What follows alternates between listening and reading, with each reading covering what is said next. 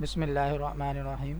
अस्सलामु अलैकुम वरहमतुल्लाहि वबरकातुहू। स्टूडेंट्स, आज जो हम चैप्टर नंबर 3 का लास्ट लेक्चर है, lecture number 13।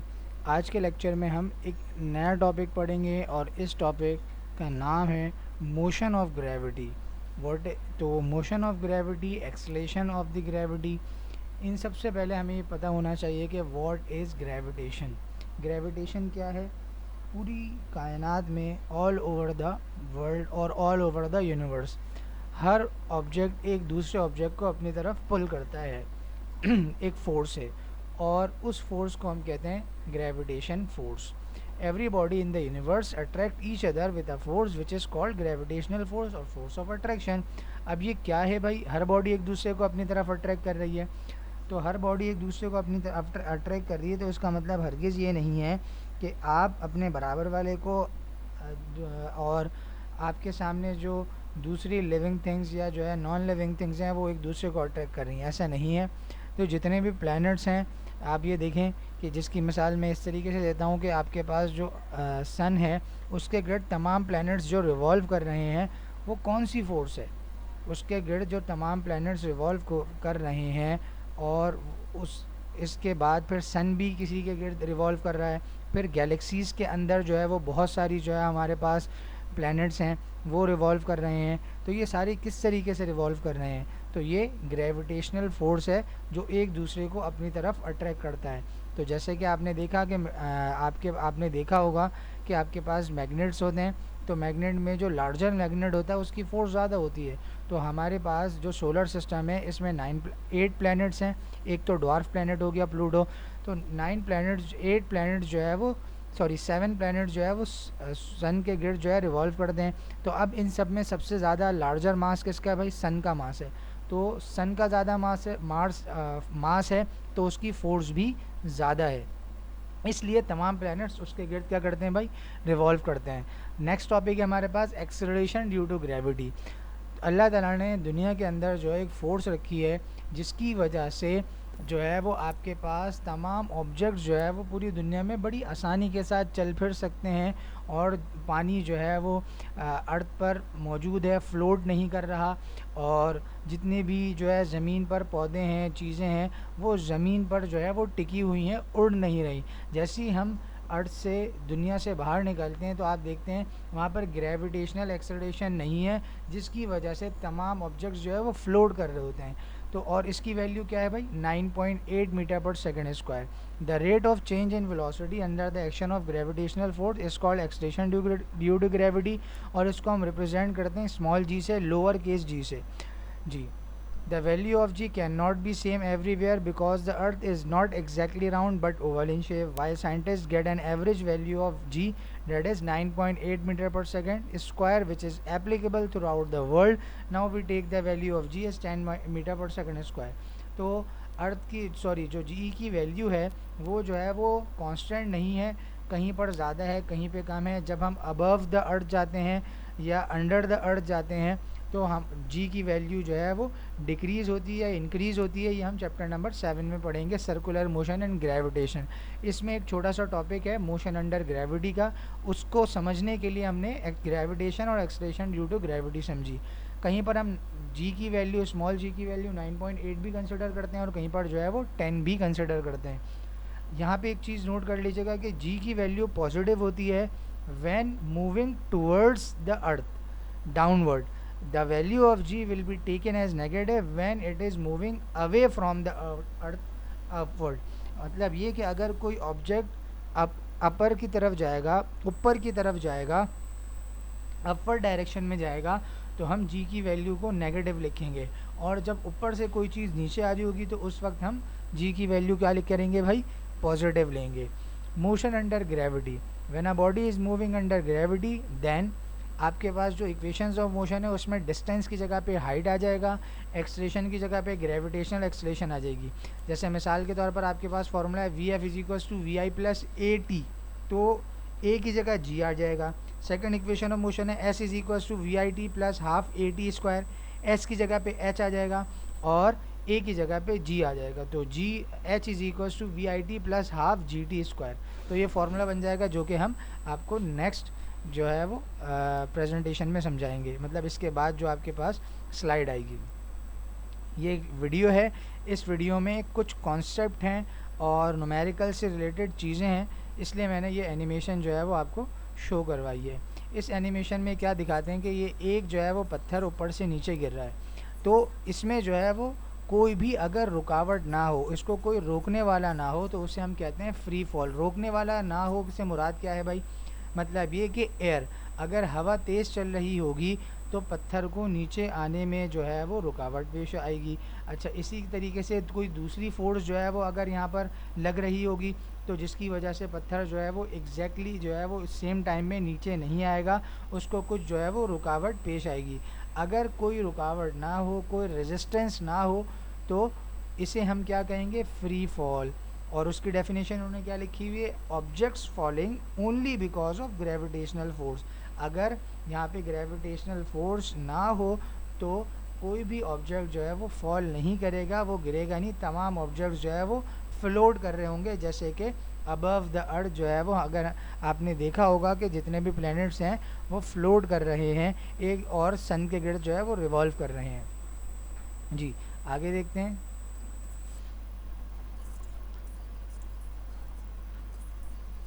Acceleration due to gravity के तहत है। एक्सलेशन ड्यू टू ग्रेविटी को लोअर केस जी से हम रिप्रेजेंट करते हैं। इसकी वैल्यू चैप्टर नंबर 7 में आपको जो है वो बताई जाएगी। इस ये जो फार्मूला है, small G is equals to capital G M divided by R square, ये फार्मूला हम ड्राइव करेंगे चैप्टर नंबर 7 में।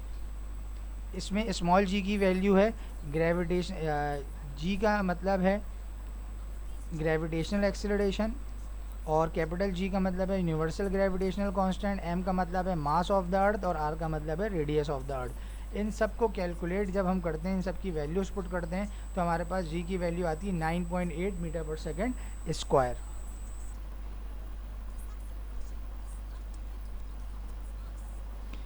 जी, जी की जो वैल्यू है वो मास पर डिपेंड नहीं करती।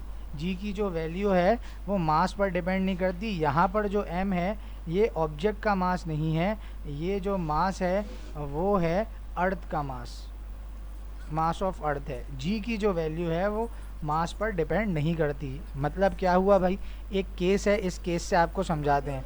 एक पेपर है और एक बच्चे के हाथ में पत्थर है और दूसरे हाथ में पेपर है, दोनों को जो है वो 5th फ्लोर से नीचे फेंकता है। तो अब मुझे बताइए कि कौन सी चीज़ जो है वो जल्दी नीचे पहुंच जाएगी? तो सब लोग ये कहेंगे, और सबका एक्सपीरियंस भी यही है कि भाई पत्थर नीचे जल्दी आ जाएगा और जो है वो पेपर जो है वो आराम से नीचे आएगा। तो यहाँ पर जो है मेरी बात तो जो है वो यहाँ पे नेगेटिव हो गई कि आपने ये कहा था कि जो जी की वैल्यू है वो मास पर डिपेंड नहीं करती, इंडिपेंडेंट ऑफ मास होती है। तो यहाँ पर तो जो है वो अगर इंडिपेंडेंट ऑफ मास होता तो दोनों चीज़ों को सेम टाइम में नीचे आना था। तो यहाँ पर जो है आपके पास केस है एयर रेजिस्टेंस का। एयर रेजिस्टेंस की वजह से ये पत्थर जो है वो जल्दी नीचे आ गया और जो पेपर है वो बाद में आया, क्योंकि पत्थर जो है वो एयर की रेजिस्टेंस को जो है वो क्या कर रहा था भाई? जल्दी जल्दी जो है वो हटा रहा था, उस पर ज़्यादा इफ़ेक्ट कर रहा था, और पेपर जो है वो इफ़ेक्ट नहीं कर रहा था। अब यहाँ पे देखें, रूम विद नो एयर, जिसे हम वैक्यूम कहते हैं। एक कमरा ले लिया जिसमें हवा मौजूद नहीं है। अब इस कमरे में ये पत्थर और पेपर दोनों को जो है वो ऊपर से नीचे जब ड्रॉप करेंगे तो दोनों सेम टाइम में नीचे आएंगे। क्यों? क्योंकि भाई यहाँ पर एयर मौजूद नहीं है। एयर मौजूद होती है जिसकी वजह से रेजिस्टेंस होता है। रेजिस्टेंस मीन्स रुकावट। एक्सेलेशन ग्रेविटी, जो एक्सेलेशन ड्यू टू ग्रेविटी जो स्मॉल जी है, इसकी वैल्यू पूरी दुनिया में कांस्टेंट है। और फिर इक्वेशंस ऑफ मोशंस जो है वो यूनिफॉर्म रहेंगी। जो आपको इक्वेशंस ऑफ मोशन बताई थी उसमें ये आपको बताई गई थी। इसमें मैंने V F is equals to V I plus A T करा था। इन्होंने जो है यहाँ पे स्टैंडर्ड इक्वेशंस लिखी हुई हैं, वो मैं इंशाल्लाह आपको नेक्स्ट स्लाइड में समझाता हूँ। जी, ये आप देखिएगा आपके पास फॉर्मूले हैं। V F is equals to V I plus A T था, ए की जगह भी जी आ गया। S is equals to V I T plus half A T square था, जी टी स्क्वायर आ गया। एस की जगह पे एच आ गया। यहाँ पे डिस्टेंस नहीं होगा, यहाँ पे हम हाइट को कंसिडर करेंगे, एस को हम कंसिडर करेंगे हाइट। इसके बाद 2as था, ए की जगह पे एक्सेलरेशन, ए मीन्स एक्सेलरेशन। यहाँ पे एक्सेलरेशन को उन्होंने जो है वो नेग्लेक्ट करके जी को रखा है। जी की वैल्यू है ग्रेविटेशनल एक्सेलरेशन और एच मीन्स हाइट, और वी एफ स्क्वायर और वी एफ और वी आई सेम है। एस मतलब डिस्टेंस की जगह पे हाइट आ गया और एक्सेलरेशन की जगह पर ग्रेविटेशनल एक्सेलरेशन आ गई, क्योंकि हम फ्री फॉलिंग ऑब्जेक्ट्स के बारे में बात करेंगे। ग्रेविटेशनल एक्सेलरेशन इसका यूनिट मीटर पर सेकंड स्क्वायर, इसकी वैल्यू कांस्टेंट होती है 9.8 मीटर पर सेकंड स्क्वायर भी, या फिर 10 मीटर पर सेकंड स्क्वायर भी ले सकते हैं। वी एफ का मतलब फाइनल वेलोसिटी, वी आई का मतलब इनिशियल वेलोसिटी और टी का मतलब टाइम। जी, ये चीज़ें जब तक आप याद नहीं करेंगे आगे के न्यूमेरिकल्स आपसे सॉल्व नहीं हो सकते। और एच मीन्स हाइट। अच्छा जी, एक क्वेश्चन है, a stone drop from the top of a tower. एक पत्थर ऊपर से, जैसे कि मैंने आपको अभी एनिमेशन में दिखाया था, इसलिए मैंने आपको एनिमेशन दिखाई कि आपको आगे के न्यूमेरिकल समझ में आसानी हो जाए। A stone drop from the top of a tower, एक पत्थर को एक टावर के ऊपर से फेंका गया। अब मुझे बताइए कि, और वो पत्थर ज़मीन तक पहुंचने में उसको 5 सेकंड लगा। Calculate the height of the tower, और आपको उस टावर की हाइट मालूम करनी है, और जी की वैल्यू यहाँ पे लिखा हुआ है कि 10 मीटर पर सेकंड स्क्वायर लीजिएगा।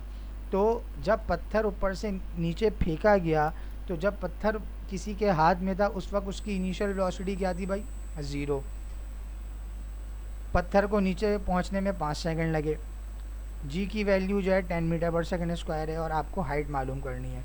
आपने फॉर्मूला लगाया, h is equals to V I T plus half G T square. हमने ये वाला फार्मूला क्यों लगाया? हमने दूसरे फार्मूले क्यों नहीं लगाए? क्योंकि पहली इक्वेशन ऑफ मोशन में भी वी एफ है, और थर्ड इक्वेशन ऑफ मोशन में भी वी एफ है, और हमारे पास यहाँ पे फाइनल वेलोसिटी का जिक्र कहीं पर नहीं है। इनिशियल वेलोसिटी भी हमने खुद सपोज करी है। तो आपके पास फार्मूला था h is equals to V I T plus half G T square.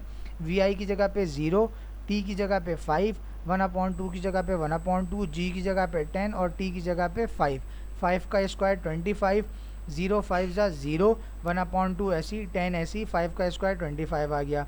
10 multiply by 25 225, 225 multiply by 1 225, 225 divided by 2 divided by 1, 225 divided by 2, answer आ जाएगा 125। तो ये पता चल गया कि वो जो पत्थर ऊपर से नीचे गिरा था उस बिल्डिंग की हाइट है 125 मीटर। नेक्स्ट क्वेश्चन देख लेते हैं।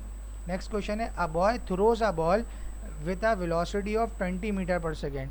एक बच्चे ने बॉल फेंकी। बेटा ये आप छोटी सी एनिमेशन देख रहे हैं, यहाँ पे सपोज कर लें एक तरफ एक बच्चा है, दूसरी तरफ दूसरा बच्चा है। तो एक बच्चा जो है दूसरे बच्चे को बॉल फेंकता है। जब वो बॉल फेंकता है तो बॉल उसके जब हाथ में होती है उसकी इनिशियल वेलोसिटी 0 होगी with a velocity of 20 metre पर second. Find the time lapse between the throwing and catching the ball. बताइए कि उस बच्चे को बॉल फेंकने में कितना टाइम लगा, और और जो दूसरा जो कैच पकड़ रहा है उसको कैच पकड़ने में कितना टाइम लगा। तो ये देखें, यहाँ से उसने थ्रो करा, अगर आप देख सकते हैं तो ये थ्रो करा, और थ्रो तक जाने में ये जो बीच में जो ये इसके सर के ऊपर जो बॉल आ रही है ये थ्रो का टाइम है, और इस तरफ जो है वो कैचिंग का टाइम है। तो आपको दोनों चीज़ें मालूम करनी है। सबसे पहले जो है वो आप टाइम मालूम कर लेंगे, किस फार्मूले से भाई? वी एफ के फार्मूले से। V F is equals to V I plus G T. V F 0, V I की जगह पे 20, और यहाँ पे बात हो रही है अपवर्ड डायरेक्शन में, तो जी का फॉर्मूला बन जाएगा भाई माइनस। तो -10, टी मालूम करना था, टी ऐसे ही रहेगा 20 माइनस 10। आपके पास ये माइनस का 10t है, इसी को उस तरफ जाएगा, प्लस का 10t बन जाएगा। 10 टी से मल्टीप्लाई हो रहा है, नीचे जाके डिवाइड हो जाएगा। 20 divide by 10 is equals to 2 seconds. उसके बाद हमने हाइट का फॉर्मूला लगाया, और हाइट का फॉर्मूला लगाने के बाद आपने हाइट मालूम कर ली। इसके बाद हम डाउनवर्ड मोशन पर आ गए। डाउनवर्ड मोशन में हमारे पास पहले अपवर्ड मोशन था, फिर उसके बाद डाउनवर्ड मोशन।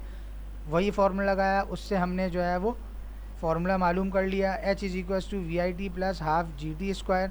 और फिर हमने जो है वो वैल्यूज़ पुट करी, h की जगह पे 20, वी आई की जगह पे 0, t2 की जगह पे t2, हाफ की जगह पे हाफ, जी की जगह पे 10 और t2 स्क्वायर की जगह पे t2 square. 0 multiply by t2 square 0, 2 1 ज़ा 2, 2 5 ज़ा 10, 5t स्क्वायर। 5t स्क्वायर के साथ मल्टीप्लाई हो रहा था, नीचे जाके डिवाइड, 5 1 ज़ा 5, 5 4 ज़ा 20। स्क्वायर हटाने के लिए रूट लगाते हैं, तो आपके पास कैचिंग का टाइम आ गया 2 सेकेंड। कैचिंग का टाइम भी 2 सेकेंड, थ्रोइंग का टाइम भी 2 सेकेंड। टोटल टाइम कितना आ गया?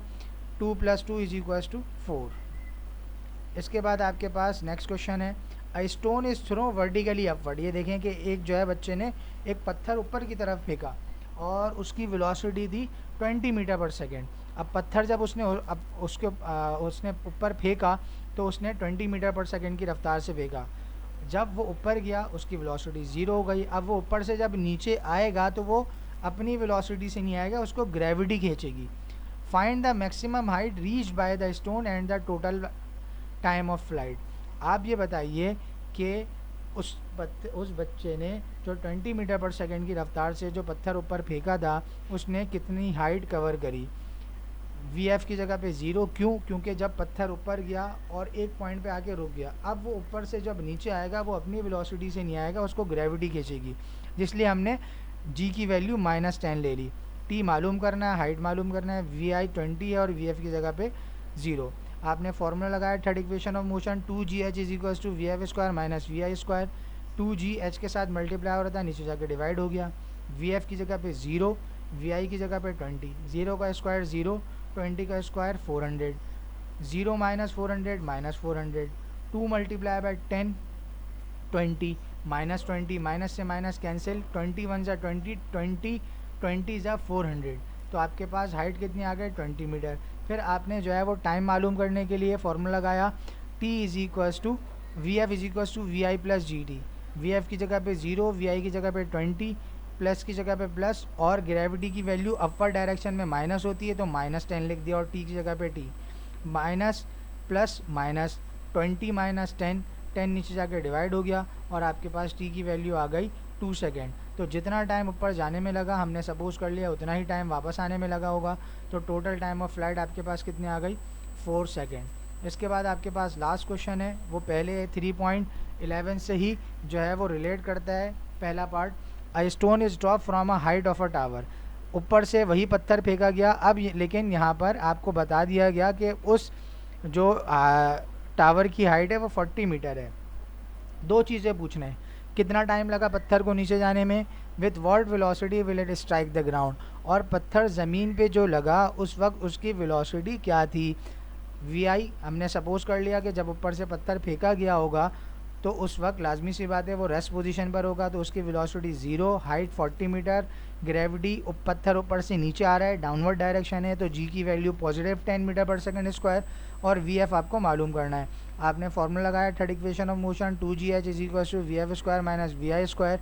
2 की जगह पे 2, जी की जगह पे 10 और एच की जगह पे 40। 2 10 20, 20 मल्टीप्लाई बाई 40, 800। वी एफ की जगह पे वी एफ क्योंकि आपको मालूम करना है, और वी आई की जगह पे 0। V F square minus 0 square, V F square ही आ जाएगा। स्क्वायर हटाने के लिए रूट लगाते हैं, तो V F is equal to आपके पास अंडर रूट 800। 800 का रूट लेंगे 28.3 आपके पास आंसर आ जाएगा। और फिर आपने टाइम मालूम करने के लिए फॉर्मूला लगाया T is equal to V F minus V I divided by G. V F की जगह पे 28.3, वी आई की जगह पे 0, 28.3 माइनस 0, 28.3 डिवाइडेड बाई 10, 2.83 सेकेंड। तो ये जो है वो आपके पास 3 न्यूमेरिकल से जो कि मोशन अंडर ग्रेविटी से रिलेट करते हैं। वेलोसिटी का टॉपिक समझाया मैंने आपको, उससे रिलेटेड न्यूमेरिकल करवा दिए। एक्सेलरेशन का टॉपिक समझाया, उससे रिलेटेड न्यूमेरिकल समझा दिए। तीनों इक्वेशन ऑफ मोशन समझाई, first equation, second equation, third equation of motion समझाई, उससे रिलेटेड न्यूमेरिकल समझा दिए। उसके बाद लास्ट टॉपिक था मोशन अंडर ग्रेविटी, उससे रिलेटेड जो 3 न्यूमेरिकल थे वो भी समझा दिए।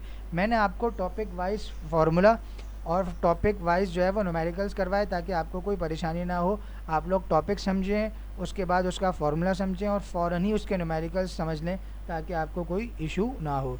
तो अब जो है अगर इसके बाद भी किसी को किसी सवाल में, 3 सवाल हैं, कोई भी इशू हो, कोई भी टॉपिक में मसला हो, तो आप डिस्कशन के सेशन में पूछ सकते हैं। अस्सलाम वालेकुम रहमतुल्लाहि व बरकातुहू।